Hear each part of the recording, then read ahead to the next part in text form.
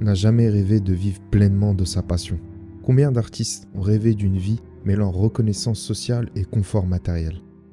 Le métier d'artiste est une profession largement idéalisée, voire même considérée comme privilégiée.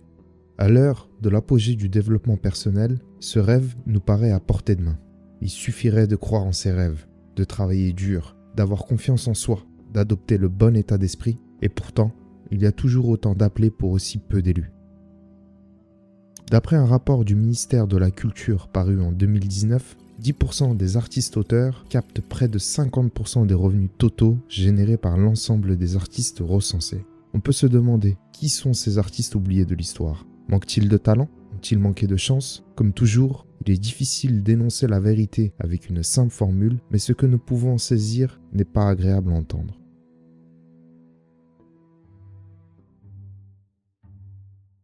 Parmi les nombreux auteurs ayant transformé ma vision du monde, il y a Nassim Nicolas Taleb. Mathématicien financier de formation, cet ancien trader est reconnu pour ses ouvrages mêlant diverses disciplines intellectuelles telles que la philosophie et les statistiques. Son sujet de prédilection, le hasard. Comment nous le percevons et comment nous réagissons face à lui. L'une des méthodes les plus couramment suggérées pour atteindre un objectif professionnel consiste à observer et s'inspirer de ceux ayant déjà réussi. Pourtant, l'histoire et le passé peuvent être des pièges dangereux si nous souhaitons appréhender l'avenir. Taleb parle d'erreur de narration. L'être humain relie les événements uniquement a posteriori. Le monde regorge tellement d'informations, il en devient très difficile pour notre esprit de tout stocker. Pour pallier à cela, nous avons tendance à chercher des liens de causalité partout, facilitant ainsi notre mémoire. Les moyens mémotechniques, donnant un sens artificiel à des données brutes, ou notre obsession à chercher des représentations figuratives dans des formes abstraites, illustrent bien ce biais. Ce n'est pas le sens attribué à l'histoire qui nous permet de la mémoriser, mais bien l'inverse. Lorsque nous regardons le passé, tout semble cohérent, comme si nous aurions pu éviter les événements tragiques de l'histoire. Avec les yeux du présent, le plus grand massacre d'Europe paraît évidemment prévisible, et pourtant, nous n'avons rien fait pour l'anticiper et l'éviter à temps. C'est également pour cette raison qu'on se demande comment l'histoire peut se répéter et assister à des événements tout aussi ignobles moins d'un siècle plus tard. De plus, lorsque l'on théorise les liens entre les événements historiques a posteriori, on renforce certains souvenirs au détriment d'autres. Voilà pourquoi beaucoup d'historiens ignorent les observations factuelles de civilisations passées, remettant en cause de nombreux récits et modèles d'évolution. L'évolution de l'homme n'a peut-être rien de linéaire et le progrès dans lequel nous croyons vivre n'est qu'une illusion. Comme le dit cet adage, le sage évite les problèmes que le savant sait résoudre. Je parle d'histoire pour en venir à un autre biais défini par Taleb concernant tout individu souhaitant entreprendre, le biais du survivant. Tous les conseils et témoignages d'artistes à succès et d'entrepreneurs auxquels vous avez accès sont seulement la partie émergée de l'iceberg. Combien d'artistes ont appliqué ces précieux conseils sans connaître le succès? Ces personnes n'ayant pas la parole, nous avons donc une vision partielle et biaisée du retour d'expérience. Les conseils énoncés par ceux ayant réussi ne jouent peut-être qu'un rôle infime dans leur réussite. D'ailleurs, lorsque l'on parle d'état d'esprit ou des habitudes à adopter pour atteindre les mêmes objectifs de telles personnalités à succès, on glorifie uniquement les aspects positifs. Bizarrement, personne ne vous conseillera d'être un patron antipathique pour mener une entreprise à succès, de mentir ou de faire preuve d'égoïsme. Nous avons plus à apprendre de ceux ayant échoué que ceux ayant réussi. Ceux-ci ont beaucoup trop confiance en leurs capacités et surestiment leur rôle dans leur propre succès. Très peu oseront reconnaître la part de hasard, aussi infime soit-elle, dans leur succès, mais ceci n'est pas inspirant et ne permet pas de vendre des livres médiocres et des formations apportant peu de valeur.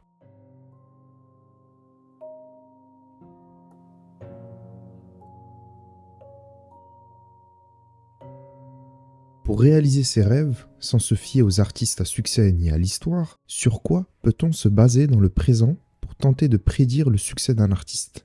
Cette question m'a conduit aux travaux d'Albert Laszlo Barabási, un physicien réputé pour ses théories des réseaux. Contrairement à mon parcours, il rêvait de devenir artiste avant de se tourner vers la science. À l'intersection de ses centres d'intérêt, il a mené diverses études sur les conditions du succès dans les domaines sportifs, intellectuels et artistiques. Pour les disciplines où la performance est mesurable, sa conclusion est claire. La performance est directement corrélée au succès. Si vous battez le record du 100 mètres ou le champion de boxe de votre catégorie, vous obtiendrez reconnaissance sociale et financière. Cependant, dans le milieu artistique, c'est plus complexe. La performance peut se mesurer de manière isolée, mais ce n'est pas le cas pour la valeur du travail d'un artiste. What we have been able to show is that if we have the performance of a tennis player, we could predict very exactly how much success he or she earns. On one extreme, there is sports, where we can very accurately measure performance. On the other extreme is arts, where performance is virtually impossible to measure. En étudiant 500 000 artistes, 14 000 galeries, 8 000 musées et 3 millions de transactions d'œuvres d'art dans le monde de 1980 à 2016, il arrive à la conclusion suivante. Le succès d'un artiste dépend des lieux accessibles pour exposer et de l'influence de ces lieux sur la perception de la valeur de son travail. In the contemporary art context, the value of an artwork is determined by very complex networks. Who is the artist? Where that artist has exhibited before? Where was that work exhibited before? Who owns it and who owned it before? And how these multiple links connect to the canon and to art history in general. So if we want to understand how really value emerges in the art world, we need to really map out these dependencies and the multiple networks that drive the value of art. A few years ago, we did that.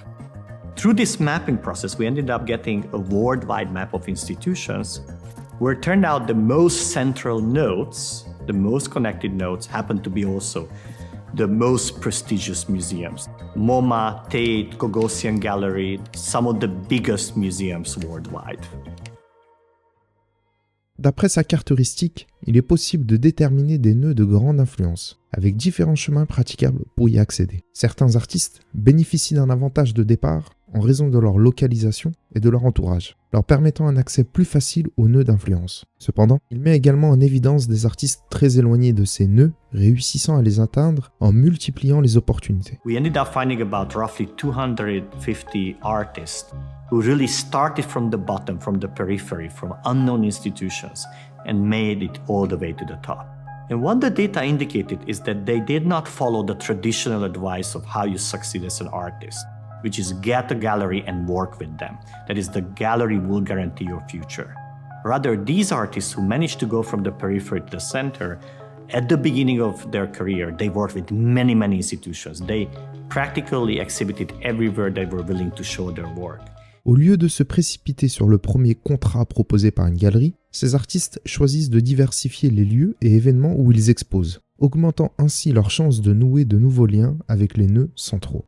Ces travaux ont révélé une réalité cruelle. Le talent seul ne garantit pas le succès d'un artiste. L'élément le plus déterminant est la validation par des institutions, musées ou galeries de grande influence. Un autre chercheur a mis en évidence l'influence du contexte sur notre jugement. Mehdi Moussaïd, spécialiste des phénomènes de foule qu'il nomme fouloscopie, est également connu pour son contenu vulgarisateur sur YouTube. Il a réalisé diverses expériences détaillées dans ses vidéos, montrant comment le jugement des autres influence le nôtre. Alors pour pousser cette expérience encore plus loin, je vais faire comme Solomon Asch, je vais tromper mes participants.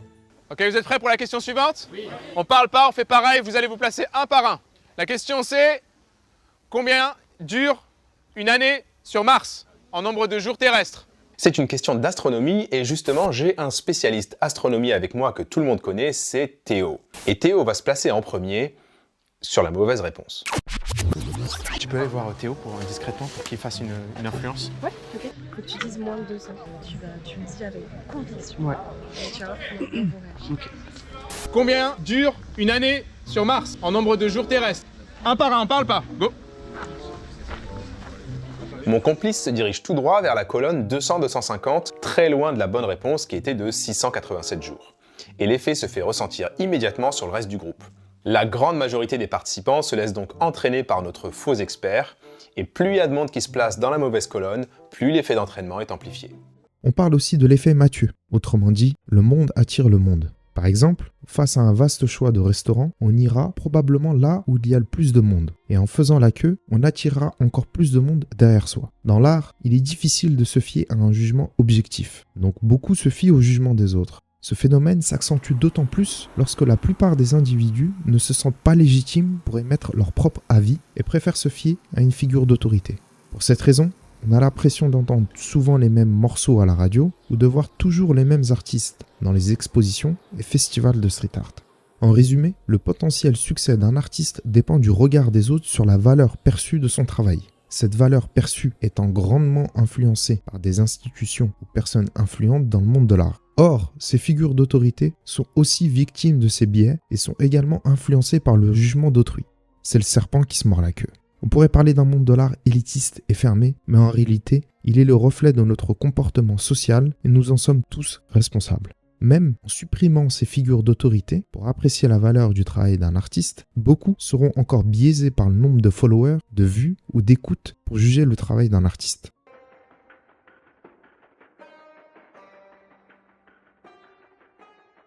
Le psychologue Dean Kate Simonton a étudié la carrière de plus de 2000 scientifiques, de De Vinci à Newton en passant par Edison. Il a observé que leurs découvertes majeures se produisaient en moyenne avant l'âge de 31 ans.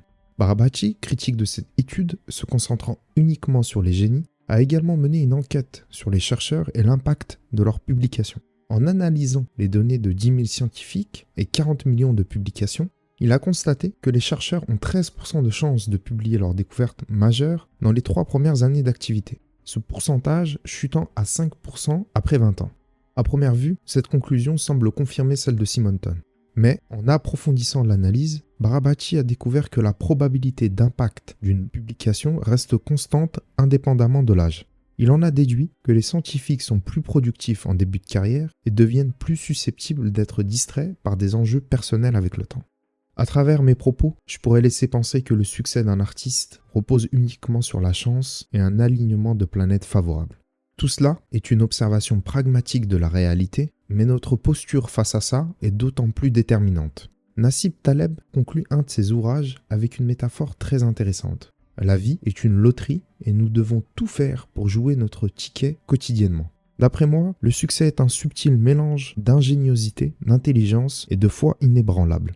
Le discours du développement personnel, en se concentrant sur un seul aspect du défi, néglige cette complexité. Il crée l'illusion que nous sommes entièrement responsables de notre vie sans considérer notre environnement, comme si la volonté individuelle surpassait tout. La volonté humaine précède-t-elle sa création ? Je ne le pense pas. Alors, travaillons dur tout en restant modestes et en reconnaissant la magie de la vie, du destin, de l'univers, de Dieu ou peu importe. Peu ont le courage d'admettre qu'ils ne contrôlent pas autant leur destin qu'ils le prétendent. Lorsqu'on entend des formules simplistes sur la confiance en soi et l'accomplissement de ses rêves, il ne s'agit pas de se persuader que tout ce que l'on désire se réalisera, mais plutôt d'accepter notre sort malgré tous nos efforts. First of all, Alhamdulillah, thanks God. You know, a lot of people underestimate one thing.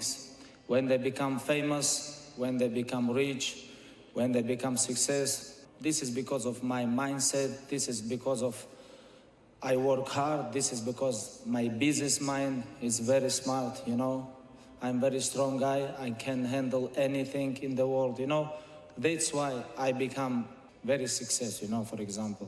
They all talk about this. But what about other millions and millions of people around the world who work so hard, but they don't have this position, what I have?